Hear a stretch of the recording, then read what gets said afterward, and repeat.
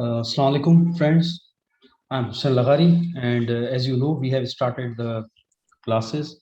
So today we are going to conduct first class of biology course, and yesterday was the introductory class of biology, and Miss Aisha is here. She has to deliver the class. So I'll ask Miss Aisha to start it. Miss Aisha, are you there? Yes, sir, I'm there. So I'm here. let's start. All right. Assalamu alaikum, everyone. I hope you all are doing well. So, this is me, Aisha Nadeem, and I'm your biology teacher. So, yesterday, we have conducted an introductory class in which I shared you our course distribution table that we will, follow in this complete session. So today is the very first class of ours that is from the first year biology, chapter number 1, Introduction to Biology. So before starting the topic, as we all know that what is biology, where it is belong, where from where the word biology has been derived from. So all these questions will be solved in the following slides. So let's start. Sir, can you please move the slide? Okay. So first of all, let us talk about the introduction to biology. The very first question that a student should know, that what is biology basically. The word biology has been derived from Greek word. In Greek word, bios is another word and logos is another. Means the word biology has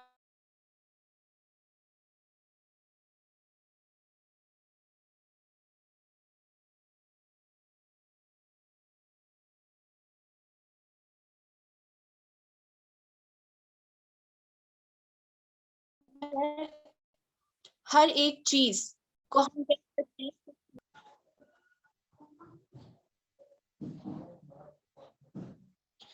All right. So let's continue. We were talking about the definition of biology. तो मैं आपको ये बताया कि simply biology is a very a simple thing that all the living organisms that inhabit on earth combinedly studied in the field of biology. Biology में हम तमाम उन जानदारों को पढ़ते हैं जो दुनिया में पाए जाते हैं, जो सेल्स के बने हुए हैं, आइदर वो फिर किसी भी कैटेगरी में आए. नेक्स्ट स्लाइड हमारी है मेजर डिविजन्स ऑफ बायोलॉजी के ऊपर. So basically biology is divided into 3 major divisions. इन डिविजन्स रखने का मतलब क्या था? सिंपली कि तमाम लिविंग ऑर्गेनिजम्स को 3 डिफरेंट कैटेगरीज में कैटेगराइज किया गया है, just for the convenient way, कि ताकि हम तमाम जानदारों को इजीली हर एक डिफरेंट फील्ड में स्टडी कर सके. The very first field is botany, the second is zoology, and the third one is microbiology. सबसे पहले हम बॉटनी की बात करते हैं. The word botany, यानी जो वर्ड है बॉटनी, वो ड्राइव हुआ है ग्रीक वर्ड से, in which the word botany was called botany. botany का मतलब होता है प्लांट्स, तो इसीलिए बॉटनी में हम स्टडी करते हैं तमाम प्लांट्स के बारे में. बात करते हैं जूलॉजी की, तो जू मीन्स एनिमल. तो the word zoo refer to the word animals. It means कि जूलॉजी में हम स्टडी करते हैं तमाम उन एनिमल्स के बारे में जो दुनिया में पाए जाते हैं. Microbiology, the word micro means very small और वेरी टाइनी थिंग. कोई बहुत ज्यादा छोटी चीज हो उसको हम माइक्रो कहते हैं. तो सिंपली माइक्रोबायोलॉजी हम कह सकते हैं the study of very small organisms found on earth. तो इन 3 कैटेगरीज में तमाम बायोलॉजी में पढ़े जाने वाले तमाम जानदारों को इन 3 कैटेगरीज में डिवाइड किया गया है, जो कि मेजर डिविजन्स हैं बायोलॉजी के. नेक्स्ट.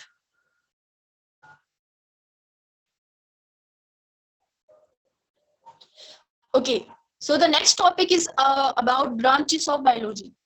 अब अगर हम बायोलॉजी के मेन डिविजन्स की बात करें तो वो 3 हैं, लेकिन उसके बाद उन्हीं डिविजन्स के मुताबिक बायोलॉजी को फर्दर बहुत मेनी ब्रांचेस में डिवाइड किया गया है, सिंपल ब्रांचेस में डिवाइड किया गया है. हर एक ब्रांच का एक अलग मतलब है, एक अलग चीज है जिस हम किसी ना किसी चीज को स्टडी करते हैं। सबसे पहली बात जो है ये है, सबसे पहले जो डेफिनेशन है हमारे पास वो है मॉर्फोलॉजी। मॉर्फ जो लफ्ज है उसका मतलब होता है फॉर्म या किसी की बनावट, किसी की शक्ल, इस तरीके से। तो बेसिकली मॉर्फोलॉजी में हम किस बारे में पढ़ते हैं, the structure of different parts of living organisms या different forms of living organisms. किसी भी जानदार के एक्सटर्नल स्ट्रक्चर, यानी कि वो जानदार बाहर से, एक्सटर्नल हम बोलते हैं बैरूनी, तो एक्सटर्नल स्ट्रक्चर यानी बैरूनी बनावट के बारे में हम पढ़ने को कहते हैं morphology. The second branch is anatomy. Anatomy हम सिंपली कहते हैं the study of internal structures of living organisms. Internal structures में क्या आ जाते हैं, तमाम इंटरनल बॉडी का पार्ट्स, चाहे वो ऑर्गन्स हो, सेल्स हो, टिश्यूज हो, हर एक चीज जो हमारी बॉडी में इंटरनल है उसके बारे में हम पढ़ने को कहते हैं anatomy. The next branch is physiology. Physiology is simply the study of functions of different parts of the body. हमारी पूरी बॉडी के अंदर जितने भी फंक्शंस हो रहे हैं, इंटरनली भी तमाम फंक्शंस के बारे में पढ़ने को हम कहते हैं फिजियोलॉजी। आइदर वो फिर प्लांट्स के फंक्शंस हो, एनिमल्स के फंक्शंस हो, फोटोसिंथेसिस ले लें या रेस्पिरेशन ले लें, हर एक फंक्शन जो एक जानदार कर रहा होता है, तमाम फंक्शंस को हम फिजियोलॉजी के अंदर पढ़ते हैं। The next branch is histology. Histology हम सिंपली कहते हैं टिश्यूज के बारे में, द स्टडी ऑफ टिश्यूज। तो सबसे पहली चीज ये है कि हमें मालूम होना चाहिए what are tissues. Tissues is basically the group of similar cells. जब एक जैसे सेल्स मिलते हैं तो क्या बना लेते हैं, टिश्यूज बना लेते हैं। टिश्यूज हमारी बॉडी में डिफरेंट टाइप्स के हैं, वो हम फर्दर इंशाल्लाह इसको डिस्कस करेंगे। हिस्टोलॉजी के बाद जो सेकंड लास्ट ब्रांच है इस स्लाइड की, वो है साइटोलॉजी। तो cytology is basically the study of cells and their organelles. Now the question arises, what are organelles and what are cells. जैसे हम तमाम ह्यूमन बींग्स के अंदर प्रॉपर एक ऑर्गन्स पाए जाते हैं, उसी तरीके से सेल के अंदर छोटे छोटे ऑर्गेनल्स पाए जाते हैं। ऑर्गेनल्स को आप सिंपली कह सकते हो स्मॉल ऑर्गन्स। स्मॉल ऑर्गन्स अब हम एक just for the way of knowledge हम इस चीज को कह सकते हैं कि स्मॉल ऑर्गन्स को हम ऑर्गेनल्स कहते हैं, जो कि सेल के अंदर पाए जाते हैं। सेल क्या है, cell is the basic structural and functional unit of living organisms. हम तमाम जानदार जिस चीजों के बने हुए हैं, जिस चीजों से जिस तरीके से हमारी पूरी बनावट है, जिस तरीके से हमारे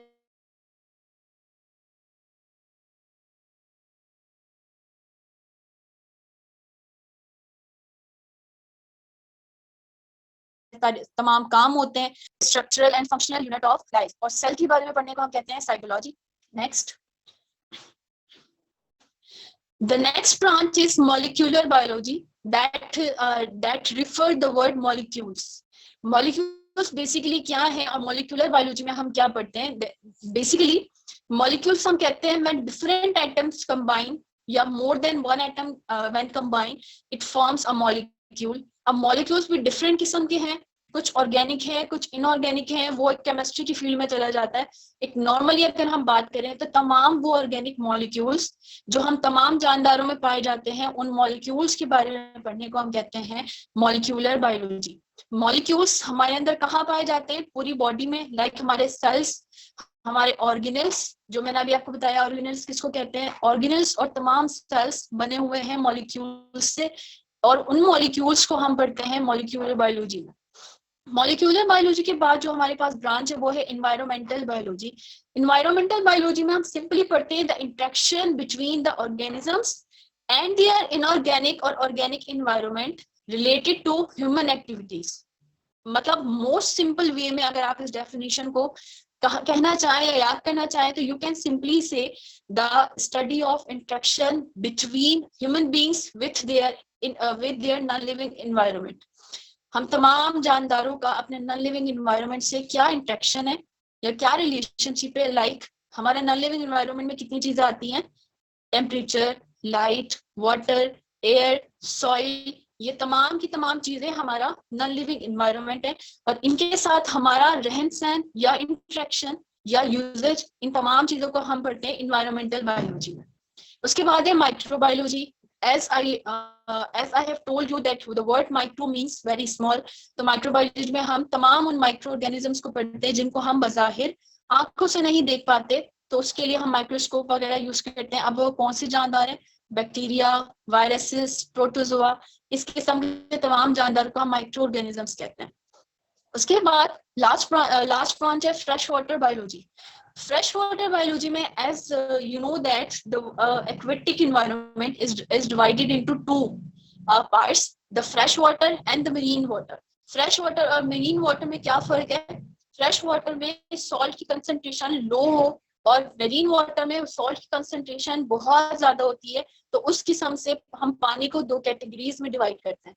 सबसे पहले हम फ्रेश वाटर बायोलॉजी की बात करें तो तमाम वो एनिमल्स, तमाम वो जानदार जो फ्रेश वाटर बायोलॉजी में फ्रेश वाटर पानी में पाए जाते हैं, उनके बारे में हम पढ़ने को कहते हैं फ्रेश वाटर बायोलॉजी। अब फ्रेश वाटर कौन सा होता है? पॉन्ड्स हो गया, रिवर्स हो गए, लेक्स हो गई, नदी हो गए, छोटे तालाब हो गए या दरिया हो गया, ये तमाम की तमाम चीजें क्या है? बेसिकली फ्रेश वाटर है और इनमें रहने वाली तमाम लिविंग ऑर्गेनिजम्स को हम फ्रेश वाटर बायोलॉजी में पढ़ते हैं। Next, okay, the next branch is marine biology. Marine biology के बारे में मैंने आपको बताया, ऐसा पानी या ऐसा वाटर जिसके अंदर सॉल्ट की कंसंट्रेशन बहुत ज्यादा हाई हो, उस पानी को हम मेरीन वाटर कहते हैं। तो मेरीन बायोलॉजी में हम सिंपली पढ़ते हैं तमाम उन लिविंग ऑर्गेनिजम्स को जो सी और ओशन में पाए जाते हैं, यानी समंदर और ओशंस के अंदर जितने भी लिविंग ऑर्गेनिजम्स रहते हैं, बहुत ज्यादा लार्ज हो, स्मॉल हो या कोई भी हो, उसको हम मेरीन बायोलॉजी में पढ़ते हैं। इसके बाद है biotechnology. Biotechnology is simply the most important field of biology. इसके ऊपर सेकेंड ईयर में एक कंप्लीट चैप्टर भी है, वो हम इंशाल्लाह जब डिटेल डिस्कस करेंगे तो इसको पढ़ेंगे। बायोटेक्नोलॉजी हम सिंपली कहते हैं कोई भी ऐसी टेक्निक्स जो कि हम इंसानों की बेहतरी के लिए हम पर इस्तेमाल की जाए और हम पर अप्लाई हो। अब बायोटेक्नोलॉजी के अंदर बहुत सारे यूजेज किया जाता है। बायोटेक्नोलॉजी में यूज होने वाला जो सबसे ज्यादा जो माइक्रो ऑर्गेनिज्म है वो बैक्टीरिया है, जिसको हमारे लिए बहुत सारी चीजों के लिए हमारी बेहतरी के लिए इस्तेमाल किया जाता है। बायोटेक्नोलॉजी की फील्ड में हार्मोन्स बनते हैं, इंसुलिन हार्मोन ही है बेसिकली, हार्मोन्स, ग्रोथ हार्मोन्स हो गए हैं, हर तरीके की डिफरेंट चीजें, कोई भी हम कह सकते हैं ग्रोथ फैक्टर्स हम कह सकते हैं, तमाम वो चीजें जो हमारे लिए किसी ना किसी तरीके से फायदेमंद है, उसको हम बायोटेक्नोलॉजी में पढ़ते हैं। उसके बाद है और एक वन थिंग मोर कि बायोटेक्नोलॉजी में हम जीन्स को मैनिपुलेट करते हैं। लाइक हम ह्यूमंस के अंदर सेल्स के अंदर जीन्स पाई जाती हैं, उन्हीं जीन्स को यूज में लेकर आके उनको मैनिपुलेट यानी चेंज करके हमारी ही बेहतरी के लिए कुछ ऐसी चीजें बनाई जाएं जो हमारे लिए फायदेमंद हो। ये तमाम काम हम बायोटेक्नोलॉजी के अंदर करते हैं। उसके बाद आता है पैरासाइटोलॉजी। द वर्ड पैरासाइटोलॉजी हमें एक चीज की निशानदेही करवाता है कि पैरासाइटोलॉजी मींस पैरासाइट्स। पैरासाइट्स किसको कहते हैं? पैरासाइट्स उन तमाम लिविंग ऑर्गेनिजम्स को कहते हैं जो किसी दूसरे जानदार में या उन पर रहें, उनसे खाना भी हासिल करें और उन्हें नुकसान भी पहुंचाएं। अब पैरासाइट्स बेसिकली दो डिफरेंट किस्म के हैं। कुछ पैरासाइट्स होते हैं एंडोपैरासाइट्स और कुछ होते हैं एक्टो। एंडो और एक्टो वर्ड से हमें पता चलता है एंडोपैरासाइट्स वो होते हैं जो किसी जानदार के अंदर रहे और एक्टोपैरासाइट वो जानदार होते हैं जो किसी जानदार के ऊपर रहे। तो एंडो और एक्टोपैरासाइट्स हम सिंपली कह सकते हैं वो तमाम पैरासाइट्स जो किसी होस्ट पर रहें, उनसे खाना हासिल करें और उन्हें नुकसान भी पहुंचाएं, उन तमाम जानदारों को हम कहते हैं पैरासाइट्स। तो पैरासाइट्स का स्ट्रक्चर, उसकी ट्रांसमिशन, उसकी लाइफ के बारे में पढ़ने को हम कहते हैं पैरासाइटोलॉजी। इजीएस्ट और सिंपलेस्ट वे में आप कह सकते हो the study of parasites. Parasites के बाद हमारे पास ब्रांच है पैलेंटोलॉजी। पैलेंटोलॉजी हम सिंपली कहते हैं the study about ancient life with the help of fossils. Fossils किसको कहते हैं? हम बेसिकली हमें मिले उन जानदारों के जो अब दुनिया में नहीं पाए जाते, यानी दुनिया में ऐसे जानदार जो अब पहले कभी हुआ करते थे अब नहीं है। अगर हमें उनकी कोई ना कोई चीज अगर मिल जाए, लाइक फॉर एग्जांपल हमें किसी की बोन मिल जाए, हड्डी, या किसी की कुछ भी चीज, उसकी बॉडी की कोई भी चीज मिल जाए, तो उसको हम कहेंगे फॉसिल, क्योंकि फॉसिल्स उनका होता है उन तमाम जानदारों की चीजों को हम कहते हैं जो पहले कभी हुआ करते थे और अब नहीं है। तो फॉसिल्स की मदद से एंशिएंट यानी कदीम जमाने के बारे में पढ़ना, उसमें क्या था क्या नहीं था, इन तमाम चीजों को हम पैलेंटोलॉजी में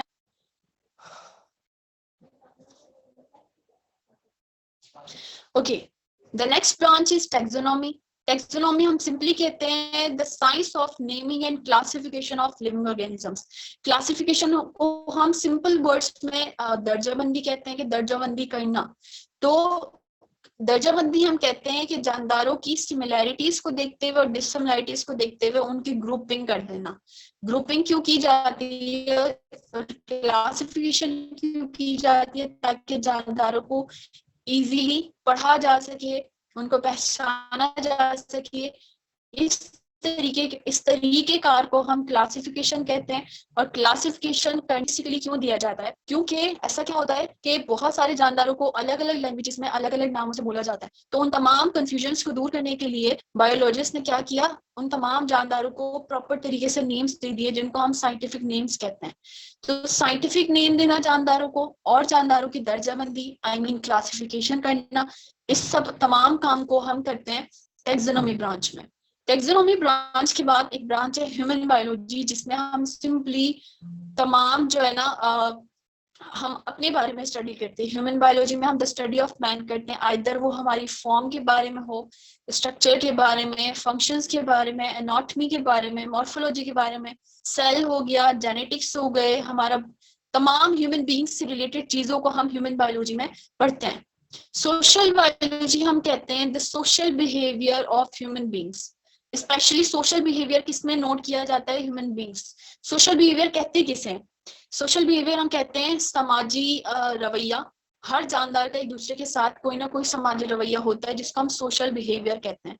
सोशल बिहेवियर के बारे में पढ़ने को हम सिंपली कह सकते हैं सोशल बायोलॉजी कह सकते हैं, या सोशियो बायोलॉजी कह सकते हैं, जैसे सही लगे आप लोगों को। Next, okay, so the next slide is showing a diagram that is that is representing the levels of organization.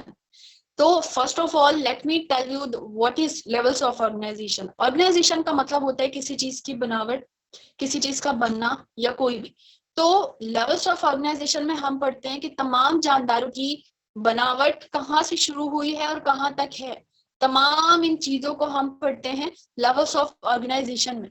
Levels of organisation की अगर हम बात करें तो लेवल्स ऑफ ऑर्गेनाइजेशन सबसे पहले जहां से शुरू हुआ है, जो स्मॉलेस्ट पार्टिकल जिसको हम कह सकते हैं, वो होते हैं एटम्स।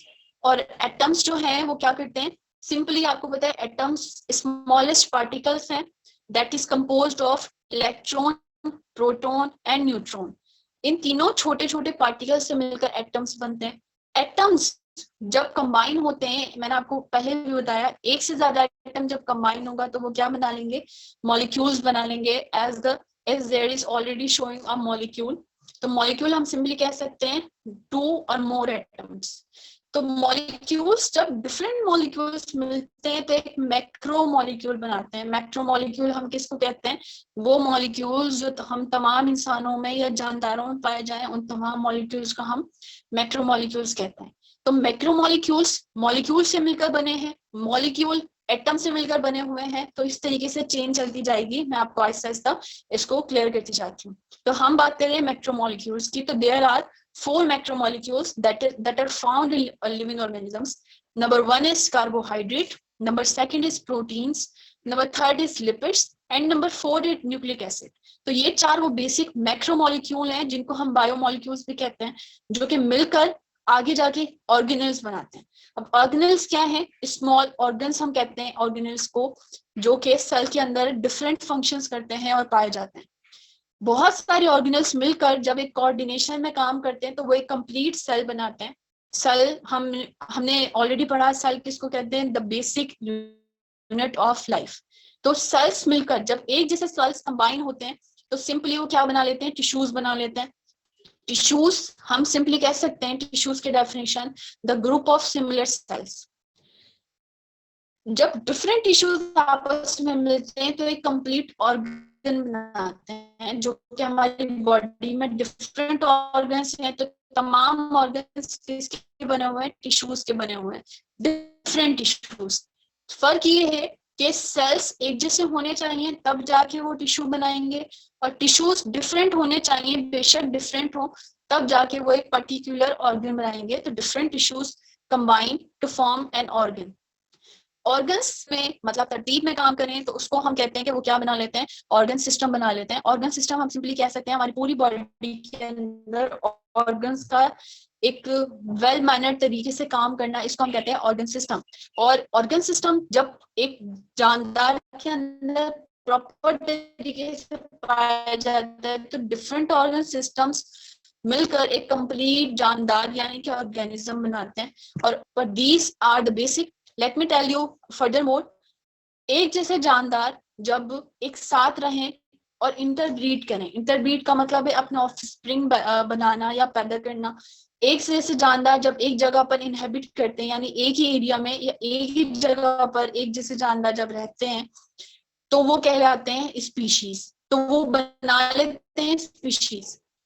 जब सिमिलर स्पीशीज कंबाइन होती हैं तो वो पॉपुलेशन बना लेती हैं। डिफरेंट पॉपुलेशंस जब कंबाइन होती हैं तो वो कम्युनिटी बना लेती हैं। और कम्युनिटी डिफरेंट मतलब कम्युनिटी जब अपने माहौल के साथ रहती हैं तो वो इकोसिस्टम बना लेती हैं। इकोसिस्टम कंबाइनली हम कह सकते हैं कंप्लीटली इकोसिस्टम फाइनल जाके बायोस्फीयर का, और बायोस्फीयर में तमाम दुनिया का हर वो हिस्सा आ जाता है जहां पर लाइफ पॉसिबल है या मौजूद है। तो this was a little chain that forms a levels of organization to from atom to biosphere. Atom is the smallest level while biosphere is the largest and highest level. Next.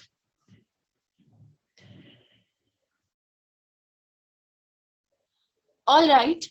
So we have another topic that is about biological method. So the first thing that I want to tell you that what is biological method. Biological method हम simply हर dish वगैरह कोई भी biological method को solve करें एक तरतीब से कुछ स्टेप्स को फॉलो करते हुए, इस किस्म के मेथड को हम कहते हैं बायोलॉजिकल मेथड।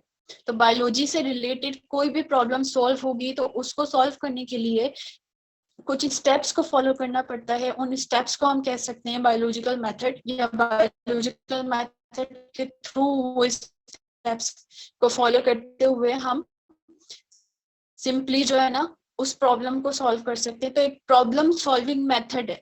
आप सिंपली कह सकते हो कि बायोलॉजिकल मेथड जो है वो एक प्रॉब्लम सॉल्विंग मेथड है, जो किसी भी बायोलॉजिकल मेथड में जो सबसे पहला स्टेप आता है that is a problem. Majorly क्या होनी चाहिए, आपके पास एक प्रॉब्लम होनी चाहिए, तभी जाके आप उसको सॉल्व करोगे। तो प्रॉब्लम तो मस्ट है, कोई प्रॉब्लम होगी फर्दर उसको फिर उस स्टेप्स के जरिए सॉल्व करेंगे। पहला स्टेप है ऑब्जर्वेशन। ऑब्जर्वेशन को हम सिंपल उर्दू में कह सकते हैं मुशाहिदा करना।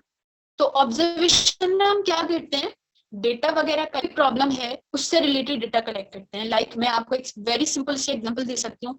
अगर जैसे एक मलेरिया की हम एग्जांपल लेते हैं। फॉर एग्जांपल मलेरिया बेसिकली क्या है, एक डिजीज है जो कि पहले ऐसा समझा जाता था कि मलेरिया जो है वो बैड एयर की वजह से होता है। बैड एयर मतलब आलूदा हवा या खराब हवा, इस वजह से मलेरिया होता है, ऐसा समझा जाता था जब तक कि उसकी डिजीज का ट्रीटमेंट या उसकी वजह मालूम नहीं हुई। तो इसके ऊपर साइंसदानों ने क्या किया, इस प्रॉब्लम को सॉल्व करने के लिए एक बायोलॉजिकल मेथड के जरिए इस प्रॉब्लम को सॉल्व किया। तो सबसे पहले ऑब्जर्वेशन की गई। ऑब्जर्वेशन में क्या किया जाता है, एज कलेक्ट किया गया, किससे रिलेटेड डेटा कलेक्ट किया गया, जिनको मलेरिया था उनका ब्लड लिया गया, ब्लड सैंपल्स लेके उनके ब्लड को माइक्रोस्कोप में ऑब्जर्व किया गया। जब साइंसदानों ने ऑब्जर्व किया उसके ब्लड को, तो ब्लड के अंदर उनको छोटे छोटे टाइनी क्रिएचर्स नजर आए, बहुत छोटी छोटी चीजें, जिनको उन्होंने नाम दे दिया प्लाज्मोडियम। तो ये क्या हो गया, एक डेटा कलेक्शन हो गई कि उन्होंने देखा कि क्या है, आइदर वजह क्या है कि इसके अंदर इस इंसान को या इसको मलेरिया हुआ क्यों है, इसके पीछे रीजन क्या है, ब्लड में उसके ऐसा क्या है। तो ये चीज उन्होंने ऑब्जर्व की, मतलब उन्होंने डेटा कलेक्ट किया। इस स्टेप को हम कहेंगे observation, that is first step. Observation के बाद दी जाती है हाइपोथेसिस।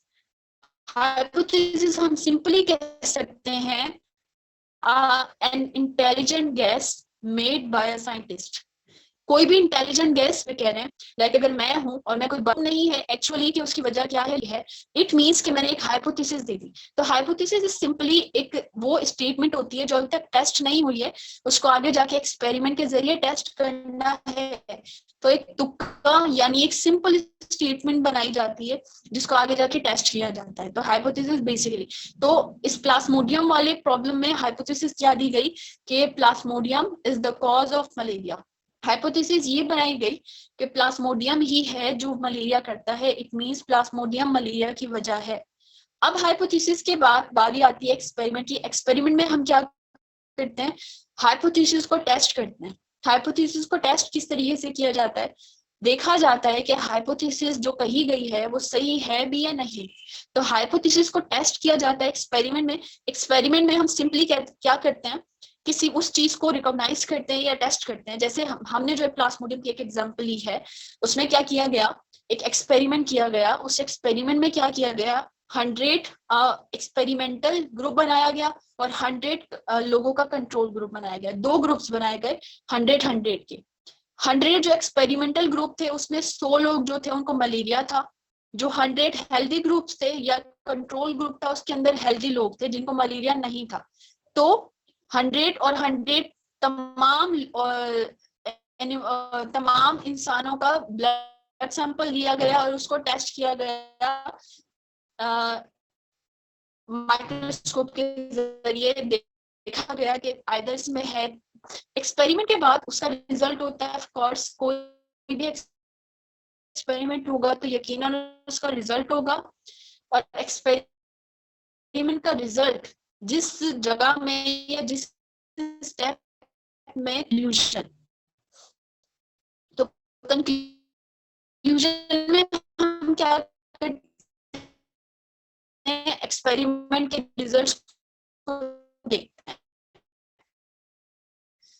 तो इस प्रॉब्लम में जो प्लाज्मोडियम वाली प्रॉब्लम है, इसमें क्या कंक्लूजन निकला कि तमाम वो इंसान जिनको मलेरिया था उनके खून में प्लाज्मोडियम मिला, जिनको मलेरिया नहीं था जो हेल्दी थे उनके खून में प्लाज्मोडियम नहीं था, मतलब दे वर फ्री फ्रॉम प्लाज्मोडियम। इस बात से क्या चीज मालूम हुई कि वो चीज जो हाइपोथेसिस में कही गई थी वो सही है।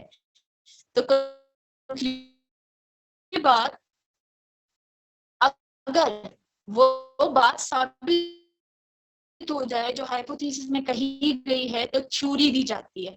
और अगर वो बात साबित हुई, इट मींस कि हाइपोथेसिस में जो बात कही गई थी वो तो गलत साबित हुई है, नंबर 2 पे दोबारा हाइपोथेसिस और कंक्लूजन होता है।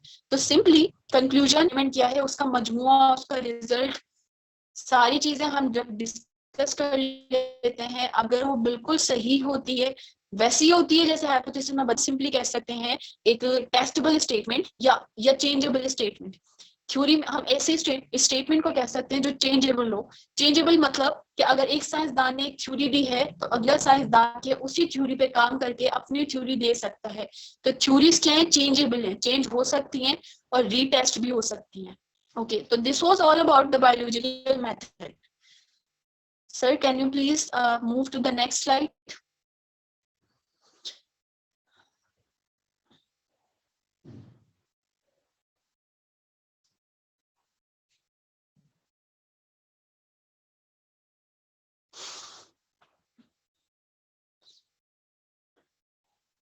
Okay, so it is about importance of biology in human welfare.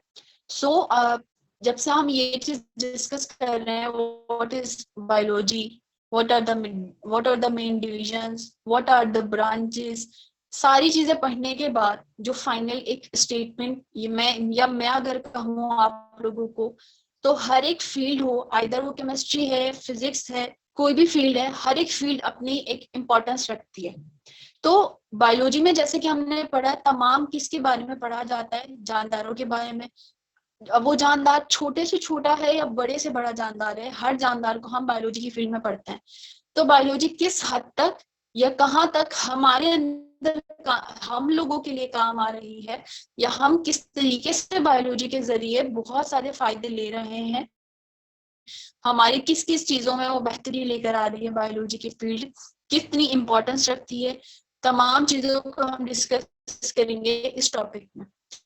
तो बेसिकली बायोलॉजी की बहुत सारी इंपॉर्टेंस है। अगर इंडस्ट्रियलाइजेशन में देखी जाए, अगर इकोनॉमिकली देखी जाए, हर तरीके से बायोलॉजी बहुत ज्यादा, इंसानों के लिए बायोलॉजी किस लिए और क्यों इतना ज्यादा फायदेमंद है। What is immunisation?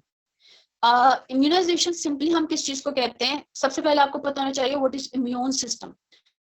हमारी पूरी बॉडी के अंदर किसी भी डिजीज को एक तरीके से यूं कह लें कि किसी भी डिजीज को फेस करने की ताकत, या हमारा इम्यून सिस्टम, हम इम्यून सिस्टम हम कहते हैं कि हमारे अंदर वो सलाहियत हो जिससे हम बीमारियों से बच सकें।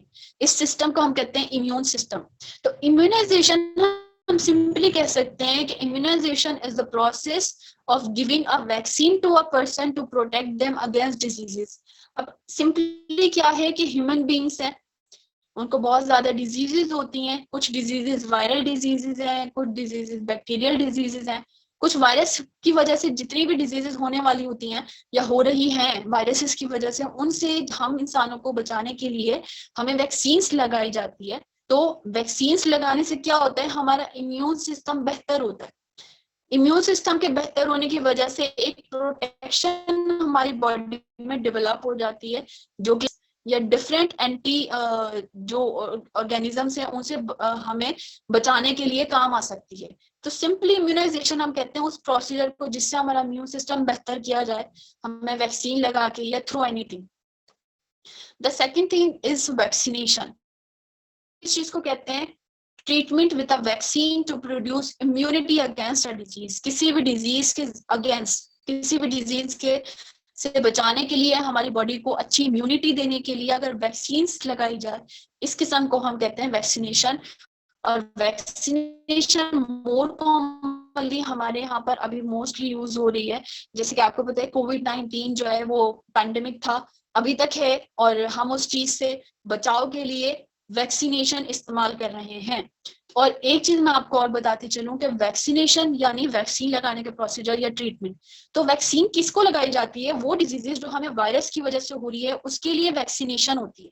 वैक्सीनेशन सिंपली यानी वैक्सीन हमें वायरसेस के लिए लगानी पड़ती है। अगर कोई डिजीज हमें वायरसेस की वजह से हो रही है, अगर कोई डिजीज हमें बैक्टीरिया की वजह से हो गई है, तो उसके लिए हमें वैक्सीन की जरूरत नहीं पड़ती, क्योंकि बैक्टीरियाज जो है वो छोटी मतलब एक तरीके से यूं कह लें कि जो थोड़ी बहुत एंटीबॉडीज हैं उनसे भी बैक्टीरिया जो है वो हो जाते हैं, तबाह हो जाते हैं या खत्म हो जाते हैं, या हमारा इम्यून सिस्टम उससे भी बेहतर हो जाता है। वायरसेस जो है ना, वो वायरसेस हाईली रेजिस्टेंट है टू एंटीबॉडीज। मतलब वायरसेस को सिर्फ दवाइयों से या किसी चीज से खत्म नहीं किया जाता, वायरसेस के लिए एक प्रॉपर वैक्सीनेशन होती है या वैक्सीन लगाई जाती है, जिसके बाद वायरस को काफी हद तक कंट्रोल किया जा सकता है। वैक्सीनेशन के बाद एक प्रोसीजर है कीमोथेरेपी। कीमोथेरेपी हम सिंपल से ट्रीटमेंट है और मोस्ट एडवांस कैंसर ट्रीटमेंट है, जिसके अंदर कुछ केमिकल्स को यूज किया जाता है, कुछ एंटी कैंसर ड्रग्स को यूज किया जाता है। केमिकल्स या ड्रग्स के जरिए जब कैंसर एक तरीके से कैंसर ट्रीटमेंट की जाए कैंसर पेशेंट की, तो उस प्रोसीजर को हम कीमोथेरेपी कहते हैं। और कीमोथेरेपी इस वक्त कैंसर के लिए इस्तेमाल होने वाला सबसे ज्यादा मोस्ट एडवांस प्रोसीजर है। कीमोथेरेपी के बाद हमारे पास है रेडियोथेरेपी। रेडियोथेरेपी हम किस चीज को कहते हैं, the treatment of diseases specially cancer using X rays और similar forms of radiation. Radiotherapy, the word radiotherapy is already mentioning the word radiation। Radiotherapy में हम क्या करते हैं, सिंपली कुछ रेडिएशंस और कुछ खतरनाक शुआएं, जैसे हम एक एग्जांपल ले लेते हैं एक्सरेज।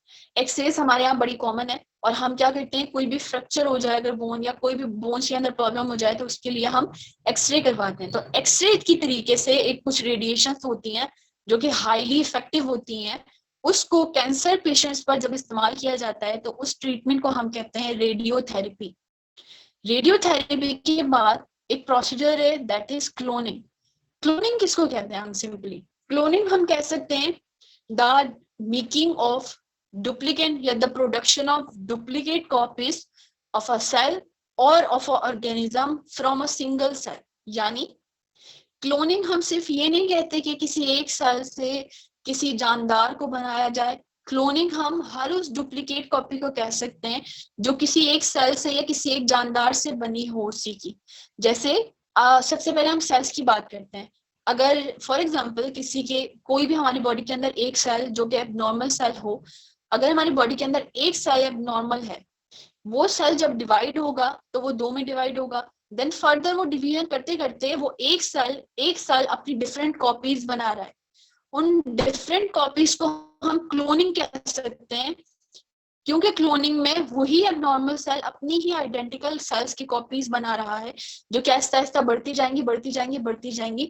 इस किस्म से एक सेल से मुख्तलिफ डिफरेंट आइडेंटिकल कॉपीज का बनना सेल की, इसको हम कह सकते हैं क्लोनिंग। क्लोनिंग हाई लेवल पे भी होती है, जिसमें किसी जानदार को प्रोड्यूस किया जाता है एसेक्सुअली। असेक्सुअली कह सकते हैं सेल इस्तेमाल हो, यानी सिंगल सेल या सिंगल ऑर्गेनिज्म, किसी दो सेल्स या दो ऑर्गेनिजम्स के दरमियान फर्टिलाइजेशन की जरूरत नहीं पड़ती। इस किस्म की रिप्रोडक्शन को हम एसेक्सुअल रिप्रोडक्शन कहते हैं। एसेक्सुअल रिप्रोडक्शन में सिर्फ एक ही सेल काफी होता है, उसी एक सेल से या उसी एक जानदार से उसी की डुप्लीकेट कॉपी अगर बनाई जाए, इस प्रोसीजर को हम कहते हैं क्लोनिंग। और क्लोनिंग, ये जो ऑर्गेनिजम्स वाली क्लोनिंग है, ये आर्टिफिशियल क्लोनिंग होती है मेजॉरिटी। और इस क्लोनिंग से काफी हद तक जो है ना फॉरेन कंट्रीज के अंदर इस पे काफी काम हो रहा है। वैसे क्लोनिंग जो है वो बेसिकली ऑर्गेनिजम्स की क्लोनिंग करना इलीगल है, लेकिन फॉरेन कंट्रीज में साइंटिस्ट इस चीज पर काम करते हैं और कर रहे हैं। तो क्लोनिंग से क्या होता है, सिंपली सबसे पहले क्लोनिंग का प्रोसीजर जिसने स्टार्ट किया था, उन्होंने क्या किया था, एक डॉली शिप, एक शिप थी, भेड़ जिसको हम कहते हैं शिप, उस शिप पे उन्होंने क्या किया, सिंपली क्लोनिंग का प्रोसीजर इस्तेमाल किया, जिससे उन्होंने उसी शिप की एक क्लोन बनाई। क्लोन हम किसको कहते हैं, वो ऑर्गेनिज्म जो बना है, लाइक जो डुप्लीकेट कॉपी बनी है उसको हम क्लोन कह सकते हैं। तो शिप की उन्होंने एक क्लोन कॉपी बनाई जिसको उन्होंने नाम दिया डॉली शिप। तो हम सिंपली कह सकते हैं कि सबसे पहले जो क्लोनिंग हुई थी वो डॉली शिप में हुई थी, जिससे उन्होंने उसका एक आइडेंटिकल शिप बनाया था, क्लोन जिसको हम कह सकते हैं। तो क्लोनिंग मैंने आपको बताया, सिंपली द मेकिंग या the production of identical cells from a single cell is called cloning. तो cloning, radiotherapy, chemotherapy, vaccination, immunisation, इसके अलावा ये तमाम चीजें लाइक एंटीबॉडीज वगैरह, ये दवाइयों का लेना, या इसके अलावा एग्रीकल्चर फील्ड में भी बायोलॉजी हमारे लिए बहुत ज्यादा काम करती है। हम एक प्रोसीजर भी इस्तेमाल करते हैं जिसमें हम तमाम प्लांट्स को लेबोरेटरी कंडीशन के अंदर ग्रो करवाते हैं। ग्रो करवाने से क्या होता है, सिंपली हमें कम मेहनत लगती है, कम टाइम लगता है, और डिफरेंट कंडीशंस में भी प्लांट को अगर लेबोरेटरी कंडीशन पे डेवलप करवा लिया जाए या वो ग्रो कर लें, तो इस किस्म से भी हम काफी हद तक फायदा ले सकते हैं। यानी सीजनल प्लांट, सीजन के बगैर भी किसी प्लांट को अगर लेबोरेटरी कंडीशन में ग्रो करवाया जाए तो हमारे लिए यकीनन बहुत ज्यादा फायदे हासिल होते हैं हम ह्यूमंस को। और अगर ओवरऑल या ओवरव्यू से देखा जाए तो सिंपली बायोलॉजी हर एक फील्ड से रिलेट करती है, हर एक तरीके से हमारे लिए बहुत ज्यादा फायदेमंद है। चाहे फिर वो हम इंडस्ट्रियलाइजेशन की बात करें, इकोनॉमिकली अगर हम देखें तो बायोलॉजी के अंदर पाए जाने वाले बहुत सारे जानदार हमारी इकोनॉमी के लिए बहुत ज्यादा बेहतर है। तो बायोलॉजी बेसिकली बहुत सारे सब्जेक्ट से रिलेट करती है, वो हम फिर फर्दर किसी क्लास में डिस्कस करेंगे। तो आज के लिए ये पूरा का पूरा एक कंप्लीट टॉपिक था, इंट्रोडक्शन टू बायोलॉजी, जिसमें हमने पढ़ा कि बायोलॉजी क्या है, वर्ड क्या है, बायोलॉजी का कहाँ से ड्राइव हुआ है, बायोलॉजी में हम किस बारे में पढ़ रहे हैं, मेन डिविजन्स पढ़े हमने, ब्रांचेस पढ़ी हमने, ब्रांचेस के बाद हमने लेवल्स ऑफ ऑर्गेनाइजेशन के बारे में डिस्कस किया, उसके बाद हमने बायोलॉजी का मेथड पढ़ा, उसके बाद हम पढ़ रहे थे अभी importance of biology in human welfare. So this was all from the first chapter of class first year biology since text book board. तो इस पूरे चैप्टर के अंदर जो मेन टॉपिक्स हैं उनके बारे में आज हमें समझ में आ गई होगी। और इस चीज में अगर कोई भी कंफ्यूजन है, इधर आपको कोई सजेशन देनी है मेरी कंप्लीट इस चीज के बारे में, अगर आपने इसको मजीद बेहतर बनाने के लिए कोई सजेशन देनी है, कोई बात है, कोई क्वेश्चन है, कोई कंफ्यूजन है, you are free to ask. So this was all about today's lecture. Thank you so much. I hope you got it.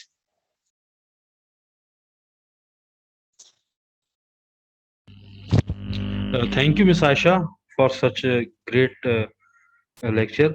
So, if there is any question from the guys who are there with us on the Facebook, so they can ask, and we are here to respond your questions. Otherwise, we will end this lecture right now. Let me see if there is any question, then we will address that. Okay.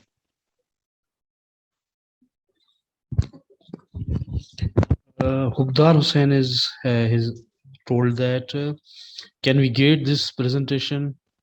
We are here to share the presentation, and you are listening us. So I don't think you need a presentation in any other form. So you are here, and you can repeat it through this Facebook live video.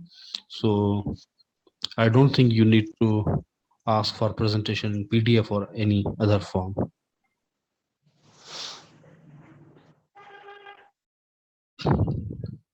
Thank you, Aisha. I don't think there is any question. If learners will ask the question, then we will communicate it to you. So thanks. All right. Inshallah, we'll be together for tomorrow. Thank you. Allah Thank Hafiz. you. Allah Hafiz.